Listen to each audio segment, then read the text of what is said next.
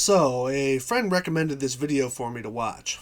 Over the past 3 years and change, if there's anything that I and many other researchers have thoroughly and decisively destroyed is the claim that the azimuthal equidistant map is in some way a map of flat Earth. But then it occurred to me that I haven't done a Gleason's Map video, as it would have been unnecessary given all the other work. But I guess I'll just check this block.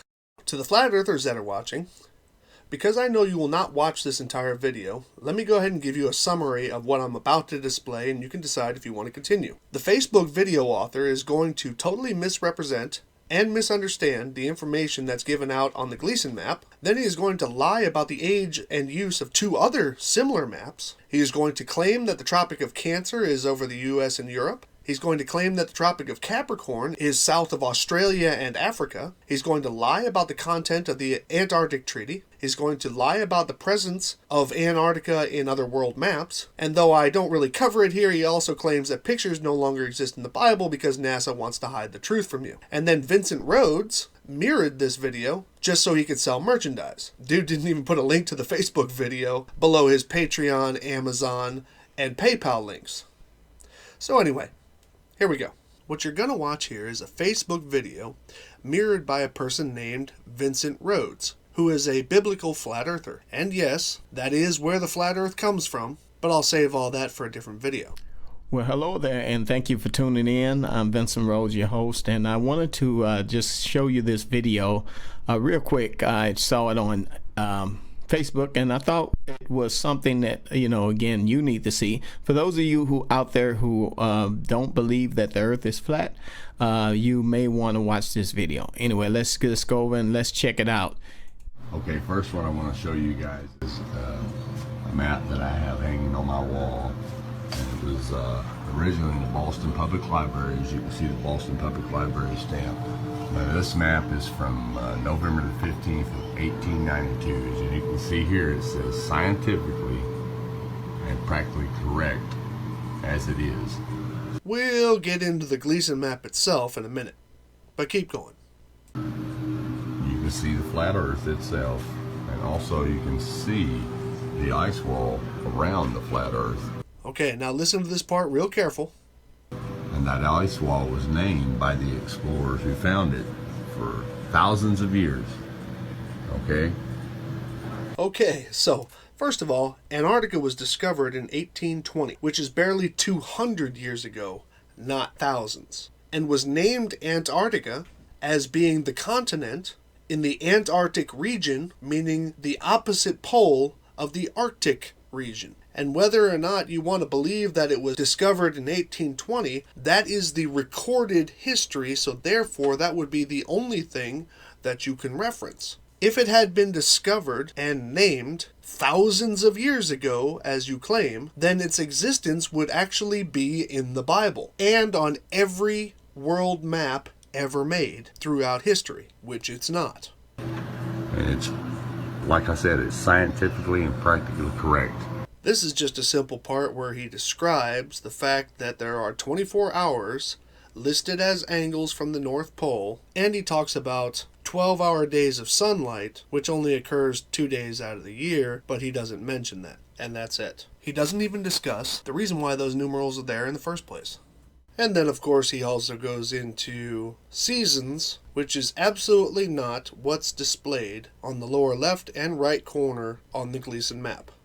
Here comes my favorite part of his demonstration. Watch where he draws the extents of the two solstices.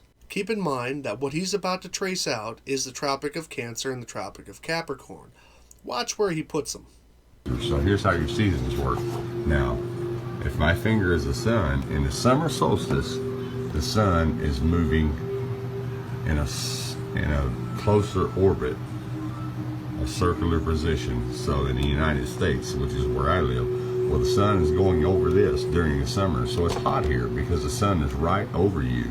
And that's why in the Arctic you have the 24-hour sun, and the days are longer. You know why? Because the sun comes back around a whole lot quicker and the nights are really short. Now in the wintertime, which right here, as you can see, the sun moves out.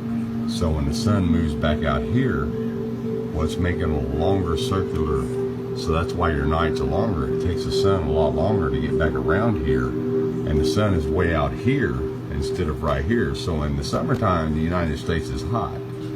Okay, but in the wintertime, it's cold. You know why? Because the sun's out here making its circle. It's very, very simple. Very, very simple. And tell me if that matches any observations ever. Now I want to show you a 1933 map that I also have. And this was the Hammond's Air Age map of the world. Now what I want you to notice is that it's identical to the Flat Earth map. Yeah, we'll get into his 1933, we'll call it the Hammond Map. That's the company at the top in a minute. I want you guys to look at that really, really good. But also, here's what I really want you to notice. Notice how it says Antarctica up here, and then you have this white ice ring around it, which is the ice wall. And then down here at the bottom, it says Antarctica. You guys are going to love why he's pointing that out. So there's your ice wall with the longitude and latitude and the time zones marked on it. And these red lines that you see were the fly zones across the flat Earth in 1933. Actually, those were flight distances between military installations during World War II. And also completely destroy never mind. I'll tell you in a minute. Now, things hadn't been hidden yet in 1933. Okay, face protection on. Ready? Now, in 1958, the Antarctica Treaty was signed, which banned all these maps that told the true world. For 5,000 years, this is all the maps that all the sailors, all the airplane pilots, everybody went by. And all of a sudden, when NASA came in, the governments came in, they took all this stuff out because they hide history. They don't want you to know the truth about things.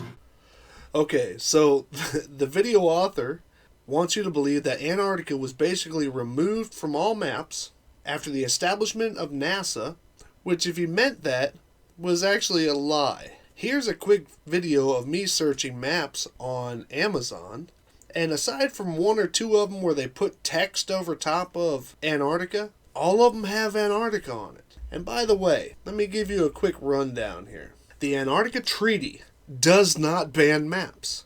Never has, never will. Not one portion of the Antarctica Treaty, yes, the one you are referring to. So here we go. Article 1, nobody will use Antarctica for military purposes. Article 2 deals with cooperative research. Article 3 means sharing of research and information freely, open to everyone. Article 4, no nation may claim territory in Antarctica. Article 5, no nukes or nuclear waste in Antarctica. Article 6, borders of the treaty are everything south of 60 degrees south latitude. Article 7, the enforcement of the treaty and the ability to claim another nation is breaking the treaty, so therefore has the right to investigate. Article 8 deals with the resolving of differences between countries. Article 9 discusses the resolution meeting between countries about the treaty. Article 10, all countries have the responsibility to enforce the treaty. Article 11, all disputes will be worked out between arguing countries or will be referred to the International Court of Justice.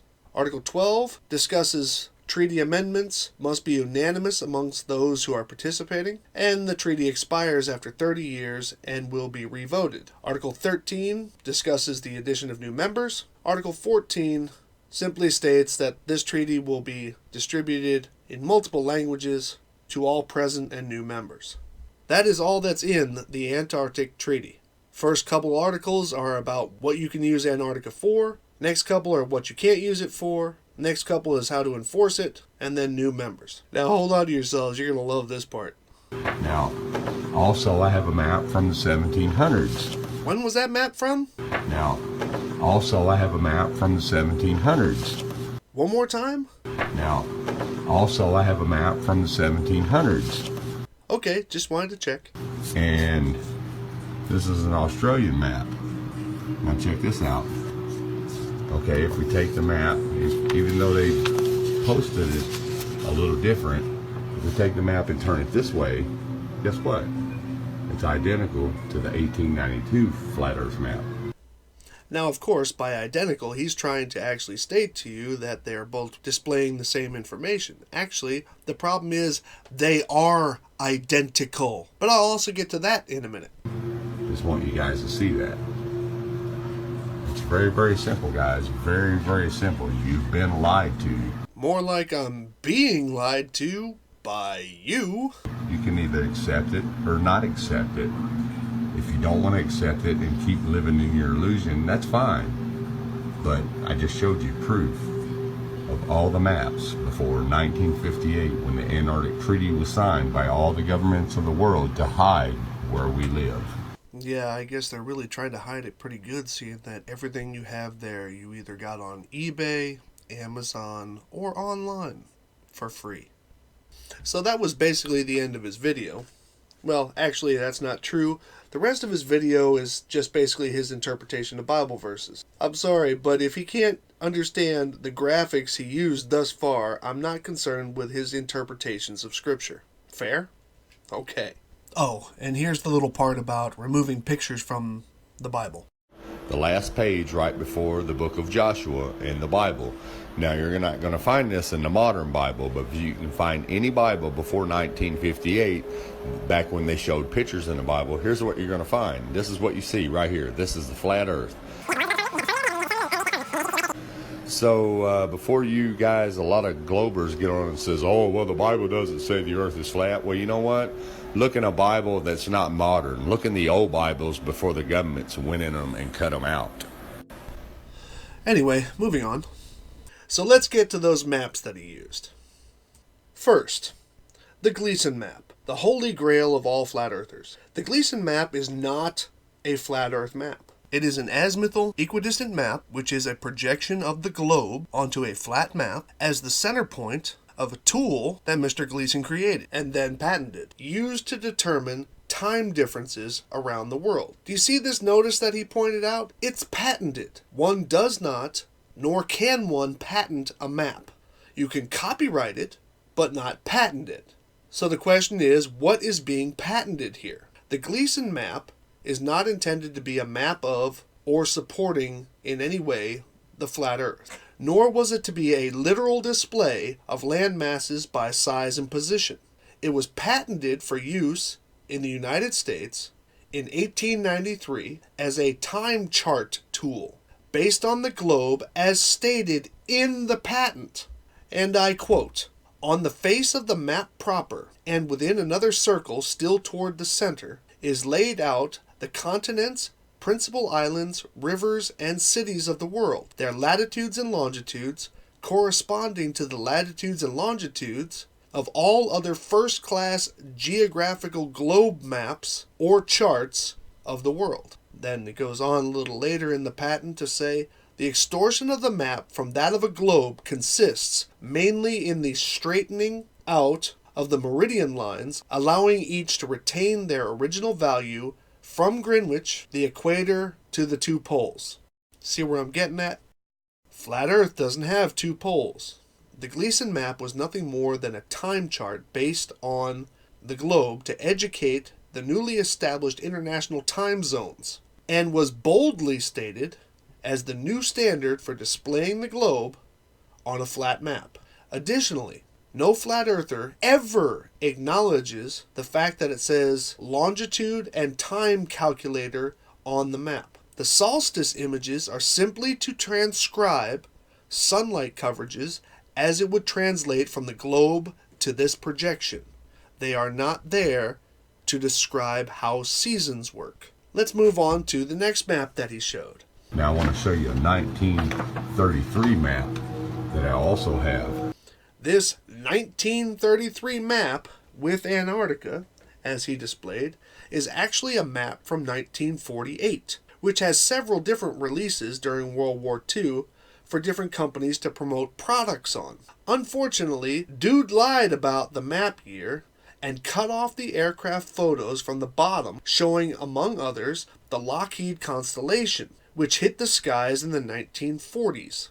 He got 1933 from the pictured Sikorsky S-42, next to it because it stated the Sikorsky was from 1933. So he knows that the map is not from that time period and deliberately removed the photos from the bottom. Additionally, the information on that map shows quite clearly that it uses globe measurements on its AE projection when displaying flight routes between World War II facilities. Just look at the distances and the legend. Not to mention, it shows the hemispheres in the top right and left of the print. I will put a link in the description below of a great site that has all of these maps in very high resolution for you to study. Then, of course, there is this map, which he claims to have been from the 1700s. Now, also I have a map from the 1700s. When was that map from? Now, also I have a map from the 1700s. One more time? Now, also I have a map from the 1700s.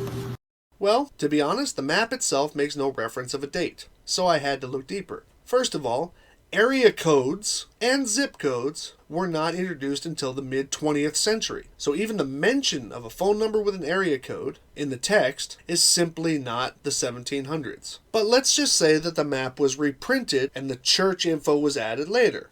Okay, well, since it seems to want to discuss Australia, let's point this out. It shows the name of the city of Perth. Perth was not founded until 1829, and Adelaide not until 1836. Yet they are both on the map that he claims to be from the 1700s. Other additional cities I'd like to point out are cities like Portland, Oregon, and even Gleason's hometown of Buffalo, New York, and they were also not founded until the 1800s.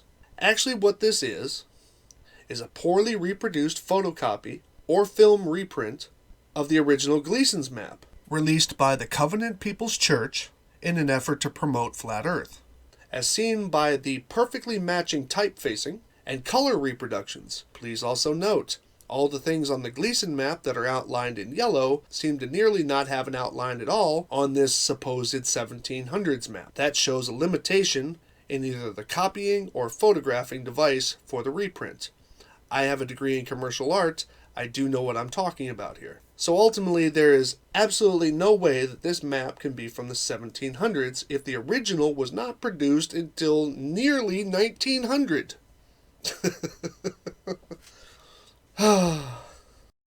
And nearly every single modern flat earther uses this exact same map, misrepresenting the reason why it was used by Gleason.